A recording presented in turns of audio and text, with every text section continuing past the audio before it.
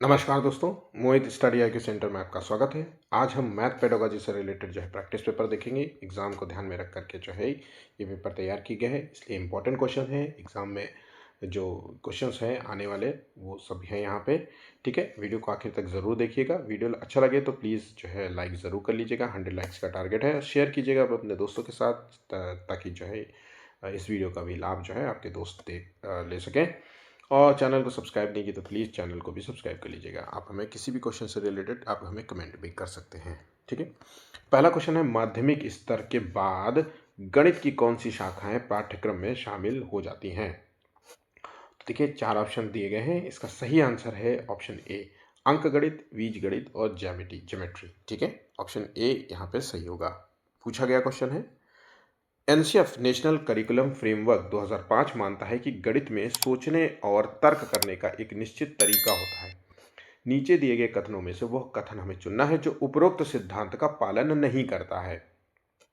तो उसे पढ़ाने की विधि या फिर पाठ्य पुस्तकों में प्रस्तुत जो है पढ़ाने की जो विधियां होती हैं, ये जो है बच्चे में सोचने और समझने का जो है समझ बढ़ाता है ना, कि किस तरीके से टीचर जो है पढ़ा रहा है। ठीक, तो ये तो कथन का पालन कर रहा है। पाठ्य पुस्तकों में प्रस्तुत जो है सामग्रियों के लिखने का तरीका, ठीक है, कक्षा के लिए चुने गए क्रियाकलाप और अभ्यास, आंकिक प्रश्नों का हल करने के लिए विद्यार्थियों को निर्धारित सूत्र बता देना, तो ये जो है गलत होगा। मतलब यही जो है ऐसा सिद्धांत है जो उपरोक्त दिए हुए कथन को पालन नहीं कर रहा है। ठीक है, ऑप्शन यहाँ पे डी सही जवाब होगा।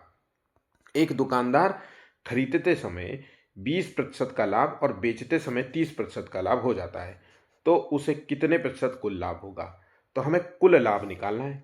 अब कह रहा है कि खरीदते समय 20% का लाभ, मतलब अगर हम मान लेते हैं कि 100 रुपये उसकी कॉस्ट मूल थी, उस पे 20% का लाभ, 100 पे 20% का मतलब हो गया कि अब वो प्राइस हो गई 120, मतलब कॉस्ट प्राइस हमने 120 कर दिया। अब कह रहा है कि बेचते समय, मतलब कॉस्ट प्राइस को अब हम बेचते हैं तो ये 30% का लाभ, मतलब 120 रुपये ही उसका प्राइस है, और अब हम बेच रहे हैं 30% के लाभ पर, तो 130 बटे जो है 100 हो जाएगा। इसको काट लीजिए, 12 36 56, तो यहाँ पे आंसर हो गया 56%। ऑप्शन यहाँ पे ऑप्शन जो सही होगा ऑप्शन ए यहाँ पे सही होगा। ठीक है, नेक्स्ट क्वेश्चन है, मूवमेंट्स शब्द के अक्षरों को कुल कितने तरीके से क्रमबद्ध कितने जो है तरह के से जो है क्रमबद्ध कर सकते हैं? तो अगर ये क्रमबद्ध वाले क्वेश्चन आ जाए, है ना, तो आपको सिर्फ कुछ नहीं करना है कि ये शब्दों की जो है संख्या ज्ञात कर लीजिए कि कितने हैं टोटल। तो यहाँ पे देखिए 3 ने 6 हैं। ठीक है, और उसके बाद जो है फैक्टोरियल है, और उसके बाद जो है यहाँ पे दूसरे कॉमन जो है संख्या कितनी है, 2 है।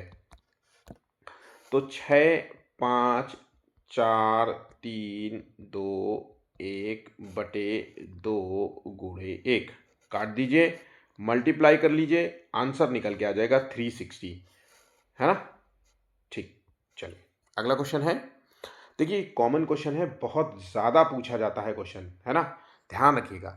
नेक्स्ट क्वेश्चन है, एनसीएफ राष्ट्रीय पाठ्य चर्चा जो रूपरेखा 2005 के अनुसार निम्नलिखित में से कौन से विषय जो है प्राथमिक विद्यालय में गणित पाठ्यक्रम का हिस्सा नहीं है, भाग नहीं है? मोस्ट इंपॉर्टेंट क्वेश्चन है, याद रखिएगा। ठीक है, देखिए इसका सही आंसर है अनुपात। अनुपात जो है वो प्राथमिक विद्यालय का हिस्सा नहीं है। इस समय जो है बच्चे में जो है इस तरीके के जो है चीज़ों को, मतलब अनुपात समझने की क्षमता नहीं होती है, गुण नहीं होते, डेवलप होते हैं। ये जो है इससे जो है ऊपर की क्लास के लिए बच्चों के लिए जो है ये माना जाता है। ठीक है, बाकी प्रतिरूप, पैटर्न, सिमेट्री, ये सब जो है ऑप्शंस यहाँ पे होंगे, मतलब प्राथमिक विद्यालय के तौर पे। 2 अंकीय संख्या को दूसरी 1 अंकीय या 2 अंकीय संख्या से गुणा करने की प्रक्रिया को समझने के लिए निम्नलिखित में से कौन सी पूर्व जानकारी होनी आवश्यक है? अब 2 अंकीय संख्या मान लीजिए 25 है, और इसको 1 अंकीय संख्या मान लीजिए 5 से गुणा करना है, यही तो कह रहा है, या पर 25 को 25 से गुणा करना है, तो हमको किस चीज की समझ होनी चाहिए? तो यहाँ पे देखिए सही इस तरीके का अगर क्वेश्चन आ जाए तो हमको होना चाहिए गुणन या योगफल के वितरण के रूप में। अब देखिए क्या है, मतलब इसका मतलब सीधा सीधा है कि अगर ऐसा कोई मल्टीप्लिकेशन मिलता है तो सबसे सरलतम तरीका है कि 20 + 5 × 5, फिर 20 × 5, है ना, +5 × 5। बस यही तो कॉन्सेप्ट कह रहा है ना, तो बस आंसर हो गया ऑप्शन सी। ठीक। गणित का ज्ञान समाज में जीने के लिए प्रत्येक को होना आवश्यक माना जाता है, क्योंकि भाई मैथमेटिक्स जो है बहुत ज़रूरी होता है, क्योंकि मैथ्स का प्रयोग जो है, मैथ्स की गणनाओं का प्रयोग हर जगह होता है ना। तो हर जगह होता है, मतलब घरेलू काम से लेकर के आपके व्यवसायिक में जो है क्षेत्र में भी मैथ का प्रयोग होता है। तो यहाँ पे देखिए, गणित शिक्षण जो है व्यवहारगत होता है। बहुत सी सामाजिक क्रियाएं गणित पर, मैथ पर ही निर्भर करती है। गणित जो है व्यक्ति में तर्कात्मक जो है, तर्क करने के जो है कौशल का विकास करता है बच्चों में। तो ये देखा जाए तो उपरोक्त में से सभी आंसर सही हैं, मतलब आंसर हो गया ऑप्शन डी यहाँ पे सही हो गया। ठीक है। एक बच्चे को दो बराबर आकार की रोटियां दिखाई गई। एक बच्चे को दो बराबर आकार की रोटियां दिखाई गई। एक रोटी को 4 टुकड़ों में काट दिया गया। अब बच्चा इस रोटियों के टुकड़ों को देख करके कह रहा है कि कटी हुई रोटियां ज्यादा हैं, उसको ये कटी हुई रोटियों की संख्या ज्यादा लग रही है। तो ये बच्चे के अंदर किस कमी को दर्शाता है? ये जो है पियाजे के सिद्धांत से जुड़ा हुआ है। पियाजे का सिद्धांत का जो दूसरा चरण है सेकंड नंबर का, जिसे कहते हैं पूर्व संक्रियात्मक अवस्था। ये क्वेश्चन जो है पूर्व संक्रियात्मक अवस्था से जुड़ा हुआ है। ठीक है। अब पूर्व संक्रियात्मक अवस्था में बच्चे में संरक्षण का जो है, संरक्षण की समझ का अभाव होता है। तो यहाँ पे 8वें का आंसर है संरक्षण की। यहाँ पे बच्चे को ये नहीं पता है, जैसे कि आपने अक्सर एग्जाम में देखा होगा, क्वेश्चन देखा होगा कि एक गिलास में जो पानी है और इक्वल जो एक ये लंबा गिलास है और एक चौड़ा गिलास है, दोनों में पानी की मात्रा या कोल्ड ड्रिंक की मात्रा समान है, लेकिन बच्चे को ये बात नहीं समझ आ रही। उसको या तो लग सकता है कि इस वाले गिलास में ज़्यादा पानी है, या हो सकता है उसको ये वाले गिलास में ज़्यादा पानी लगे या कोल्ड ड्रिंक लगे। ठीक है। तो ध्यान रखिएगा, संरक्षण का जो है ये नियम कहलाता है। आंसर हो गया यहाँ पे ऑप्शन बी। राधा अब राधा के सामने 5 टॉफियां सीधी लाइन में रखी गई थी। कुछ इस तरीके से जो है टॉफियां रखी गई। सीमा के सामने वही टॉफियां पास पास रखी गई थी। अब यहाँ सीमा के पास जो है ये 5 टॉफियां जो है इस तरीके से की।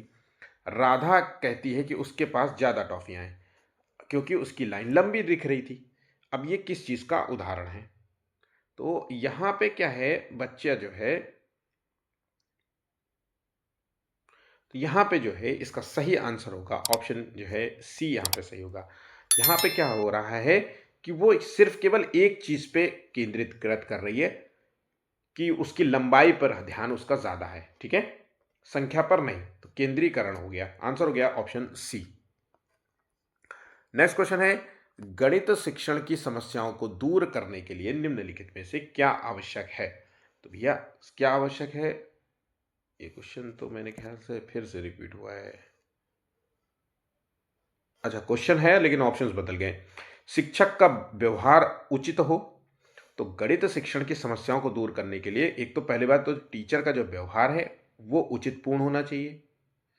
व्यक्तिगत भेदों को कक्षा में अपनाया जाए, मतलब हर बच्चा अपने आप में अलग है, ये बात टीचर को पता होनी चाहिए कि हर बच्चा अलग है, और हर बच्चे की अपनी एक शिक्षण तकनीक का इस्तेमाल करते हुए बच्चे के ज्ञान जो है संज्ञानात्मक विकास में बढ़ावा देना चाहिए। ये भी बिल्कुल सही है। सभी विषयों के अभ्यास कार्य एक ही शिक्षण विधि से किए जाए। तो सभी विषयों के अभ्यास कार्य एक ही विषय से किया जाए, सभी विषय। तो यहाँ पे निम्न में से क्या आवश्यक है? व्यक्तिगत एक ही शिक्षण, तो यहाँ पे तो वैसे तो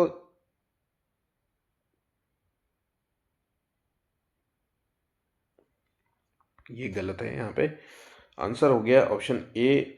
क्वेश्चन में ही थोड़ा सा गड़बड़ी है। ठीक है, चलिए अगला क्वेश्चन देख लेते हैं। बच्चा कहता है कि आयत के 4 भुजाएं और 4 समकोण होते हैं, यह किस स्तर को दर्शाता है?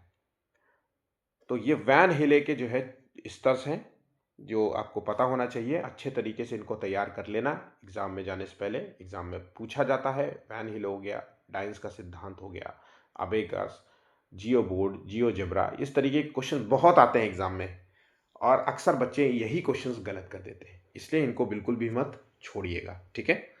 अब अगर आपको नहीं पता है इन सब चीज़ों के बारे में तो आप वीडियो देख सकते हैं। अब आ जाते हैं इसके आंसर की ओर। तो आंसर है इसका विश्लेषण स्तर। ऑप्शन यहाँ पे बी इसका सही जवाब होगा। कक्षा 2 में अबेकस का प्रयोग में विद्यार्थियों की सहायता नहीं करता है। अबेकस जो होता है ये एक उपकरण है बच्चे के गणितीय अवधारणाओं को समझने के लिए। शुरुआती में इस तरीके से लकड़ी का कुछ होता है और इसमें बीड्स होते हैं, मतलब कुछ जो है छोटे छोटे बटन की नुमा होते हैं। इससे बच्चा काउंटिंग, जोड़ घटाना, इस तरीके की चीज़ें सीखता है। तो 12वें का देखिए आंसर क्या है। ऑप्शन सी, शब्दों में दी गई संख्याओं के समान संख्यक लिखने। देखिए अबेकस जो होता है सहायता नहीं करता है ना, तो ये ही आंसर है। बाकी स्थानिक मान को समझने में, बिना किसी त्रुटि के संख्याओं को पढ़ने में और गणना में परिशुद्धता प्राप्त करने में, मतलब स्थानिक मान की समझ होती है ना। और संख्याओं को पढ़ने में इसकी जो है समझ बढ़ाता है बच्चे में। गणना करने के लिए जो है ये एक उपकरण है, ठीक है। इतना बात पॉइंट्स आपको याद रखना चाहिए। एक बच्चे से ये पूछने पर कि जो है क्षेत्रफल क्या होता है, उसने झट से आवाज जो उत्तर दिया वो है लंबाई गुणे चौड़ाई, जो कि क्षेत्रफल का फॉर्मूला है। बिल्कुल सही जवाब है भाई। क्षेत्रफल क्या होता है, हमसे कोई भी पूछेगा तो कि क्षेत्रफल क्या होता है, तो क्षेत्रफल लंबाई गुणे चौड़ाई, यही बोलते हो ना।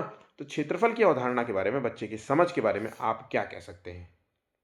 तो देखिए बच्चा क्षेत्रफल और परिमाप की अवधारणा के बीच में उलझन में है। तो उलझन तो यहाँ देखने को नहीं मिल रहा है।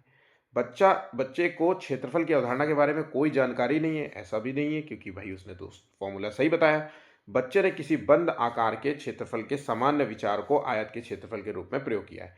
तो आंसर यहाँ पे तर्कनुमा जो आंसर लग रहा है वो ऑप्शन यहाँ पे सी है। बच्चा सही कह रहा है, क्षेत्रफल और लंबाई और चौड़ाई, बात सही है कि सही सही कह रहा है। लेकिन जो आंसर हमें देना है वो तार्किक रूप से जुड़ा होना चाहिए बच्चे की सोच की, बच्चे ने ऐसा क्यों दिया। तो आज बच्चे ने उसकी कभी जाना होगा कि एक बंद कमरे का जो है लंबाई गुणे चौड़ाई निकालते हैं, इस आयतन निकालते हैं, इस तरीके से कॉन्सेप्ट समझाएगा।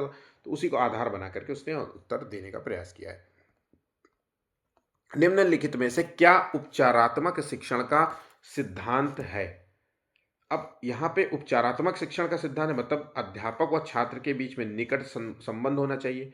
अब संबंध बहुत काम का होता है, क्योंकि जो है अगर टीचर और बच्चे के बीच में इस तरीके से निकटतम संबंध नहीं होंगे तो बच्चा जो है क्वेश्चंस पूछने में घबराएगा, डरेगा, है ना, अपनी बात नहीं कह पाएगा। तो ये कहीं ना कहीं बच्चे के जो है ड्रॉबैक के, मतलब बच्चे के नेगेटिव इम्पैक्ट डालेंगे। और कार्य अनुभव होना बहुत ज़रूरी है। अध्यापक का व्यापक दृष्टिकोण होना बहुत ज़रूरी है। तो यहाँ पे जो सभी आंसर देखिए सही लग रहे हैं। ऑप्शन यहाँ पे डी इसका सही जवाब होगा। निम्नलिखित में से कौन सा कथन सही है। समस्या समाधान में लड़के जो है लड़कियों से अधिक योग्य होते हैं। तो ये जेंडर स्टीरियोटाइप का उदाहरण है, तो इसलिए ये इस कथन को गलत कर देंगे। ग्रामीण पृष्ठभूमि से आने वाले बच्चों को गणित जो है, मैथ जो है कठिन लगता है और अध्यापक के विचारों का असर जो है गणित सीखने वालों के प्रदर्शन पर होता है। तो यहाँ पे जो आंसर है बी और सी दोनों ही कथन सही नज़र आ रहे हैं, लेकिन ऑप्शन यहाँ पे गड़बड़ दिख रहा है। तो अगर इसी कथन को मान लें, इस आंसर को मान लें, मतलब ऑप्शंस को मान लें, तो बी ज़्यादा तर्कसंगत होगा, मतलब ऑप्शन बी सही होगा। और अगर बी और सी दोनों साथ दिया गया हो तो आंसर बी और सी भी लगा देना, ठीक है। फिलहाल इसको देख के तो मैं आंसर बी लगा दूंगा, ठीक है। चल, यदि एक शिक्षार्थी पूर्णांकों, भिन्न और दशमलव संख्याओं पर चारों आधारभूत संक्रियाएं संपन्न करने में समर्थ है तो वो किस सिचुएशन में है। तो आंसर देखिए 16वें का, इसका सही आंसर संक्रियात्मक अवस्था में है, ठीक है। नेक्स्ट क्वेश्चन है, वास्तविक जिंदगी से गणित का संबंध बताने के लिए और अंतर विषयों को विकसित करने के लिए निम्नलिखित में से किन मूल्यांकन योजनाओं का उपयोग किया जा सकता है। तो वास्तविक जिंदगी से गणित के संबंध बनाने के लिए हम किन चीज़ों का जो है उपयोग कर सकते हैं। तो 17वें का देखिए आंसर, क्षेत्रीय भ्रमण का प्रयोग कर सकते हैं। उसके बाद मौखिक परीक्षा होना नहीं चाहिए, सर्वेक्षण का प्रयोग करेंगे हम, और यहाँ पे हम परियोजनाओं का प्रयोग करेंगे। आंसर हो गया ऑप्शन डी यहाँ पे सही है, क्षेत्रीय भ्रमण, सर्वेक्षण और परियोजना, इन तीन चीज़ों का प्रयोग करेंगे। आंसर हो गया ऑप्शन डी। प्राथमिक स्तर पर शिक्षार्थियों के लिए व्यवहारिक उपकरणों का महत्व है, क्योंकि ये बहुत सहायता करते हैं मानसिक और मौखिक परिकलन की गति बढ़ाने के लिए, या परीक्षा में बेहतर प्रदर्शन के लिए, या मूल गणितीय संकल्पनाओं को समझने के लिए, शब्दों में व्यक्त समस्याओं को हल करने के लिए। 18वें का आंसर है ऑप्शन यहाँ पे सी इसका सही जवाब। मूल गणितीय संकल्पनाओं को समझने के लिए ये सहायता करते हैं। ठीक है, ऑप्शन यहाँ पे सी होगा। निम्नलिखित में से कौन सा जो है खुला अंत वाला प्रश्न है, मतलब खुला अंत मतलब अपसारी प्रश्न की बात हो रही है। ठीक है, तो आप 15 को 3 से गुणा करेंगे तो क्या आएगा, तो आंसर हमेशा सेम आएगा, 45 आएगा। कोई दो संख्याएं लिखिए जिनका गुणनफल जो है 45 हो, तो 9 पना 45 हो सकता है, 5 इंटू 9 भी हो सकता है ना, 15 तिहाई 45 हो सकता है। ठीक है, तो इसके देखिए कितने आंसर हो गए, 3 हो गए। तो यही खुला वाला प्रश्न है, अपसारी प्रश्न है, जिसके कई उत्तर दिए जा सके। ठीक है, अगला क्वेश्चन है, निम्नलिखित कथनों में से किसमें संख्या 3 का प्रयोग जो है क्रम सूचक भाव में हुआ है, मतलब क्रमबद्ध तरीके से हुआ है। तो प्रत्येक समूह में 3 जो है तीन टीम जो है सदस्य हैं, तो भाई इसमें क्रम जो है सूचक भाव का नहीं हो रहा है, क्रमबद्ध तरीके से। इस डिब्बे में 3 पेंसिलों के कई समूह रखे हैं। मैं इस इमारत की तीसरी मंजिल पर हूं, क्रमबद्ध 1 2 3। आंसर हो गया ऑप्शन सी। एक रचनावादी कक्षा में छात्रों से क्या अपेक्षा की जा सकती है? गतिविधियों के माध्यम से अवधारणाओं का पता लगाना। ठीक है, तो ये बिल्कुल सही है कि अपेक्षा करते हैं हम कि गतिविधियों के माध्यम से अवधारणाओं का कॉन्सेप्ट का पता लगाना। बी है शिक्षक के द्वारा, टीचर के द्वारा दिए गए परिभाषाओं को याद करना। तो ये यहाँ पे कथन गलत होगा, मतलब ये टीचर के द्वारा दिए गए परिभाषाओं को याद करना। एक रचनावादी कक्षा जो होती है ये बच्चे के सिखाने में मदद करती है, स्वयं से करके सीखने में मदद करती है, प्रोत्साहित करती है। ठीक है, तो यहाँ पे बच्चा जो है प्रैक्टिस ज़्यादा करता है, एक्टिविटी बेस्ड जो है लर्निंग होता है, तो रचनात्मक यही क्लास होती है। और साथियों के साथ सहयोग करना और विचार को साझा करना, तो ये भी यहाँ पे सही होगा। तो आंसर हो गया ए और सी यहाँ पे सही है, मतलब ऑप्शन बी यहाँ पे सही होगा। ठीक है, चलिए अगला क्वेश्चन है, गणित सीखने के लिए एक बच्चे के लिए एक शिक्षण मॉडल तैयार करते समय निम्नलिखित में से किन पहलुओं पर हमें जोर देना चाहिए? तो शिक्षार्थी के पूर्व ज्ञान को समझना, बिल्कुल सही जवाब है कि इस पर हमें जोर देना चाहिए।